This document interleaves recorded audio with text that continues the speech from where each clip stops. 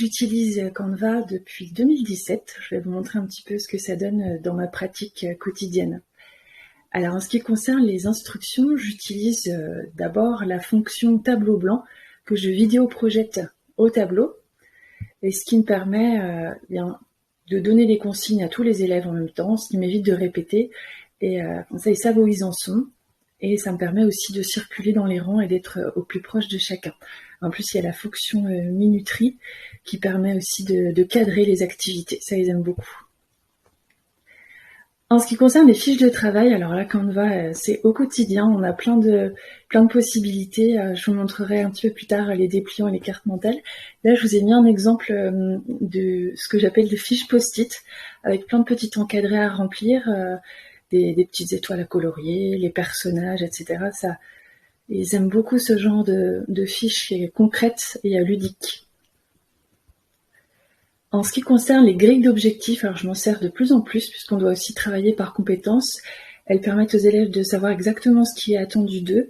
Voilà, je vous ai mis par exemple ce que je demande pour le travail d'écrivain. Et puis ça permet de s'auto-évaluer et de savoir rapidement ce qu'il faut travailler. Je vous parlais de dépliant tout à l'heure, alors je vous ai mis un exemple de ce que je fais. C'est un support que les élèves aiment beaucoup, que j'apprécie aussi énormément, puisque en plus on peut photocopier recto verso, ce qui est économique et écologique, en plus d'être ludique. Les fameuses cartes mentales qu'on peut donner soit toutes faites, soit construire avec les élèves, et qui permettent de travailler de façon vraiment efficace.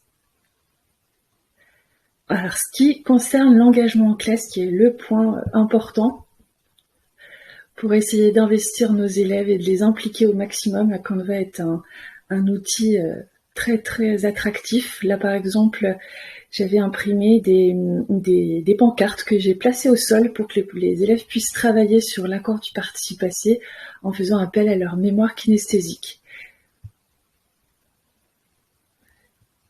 Un petit exemple d'activité à scratcher pour une élève allophone, et ça permettait de la faire travailler en autonomie et de façon autocorrective pendant que je m'occupais des autres élèves.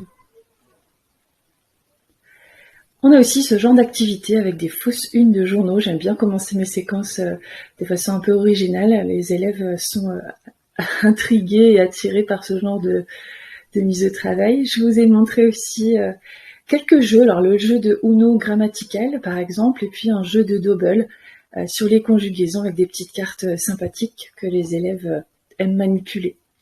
Toujours dans le thème des jeux, j'aime récupérer les jouets de mes enfants, tout ce qui est jouets en bois, je récupère et sur Canva, j'imprime des autocollants que je mets ensuite sur mes supports pour faire jouer les élèves de façon détournée. Et puis, par exemple, j'aime bien aussi les bingos, où les élèves doivent placer des réponses dans des cases, et puis quand ils ont terminé, ils retournent, et ça fait soit un message caché, soit une image. C'est quelque chose que j'aime beaucoup utiliser.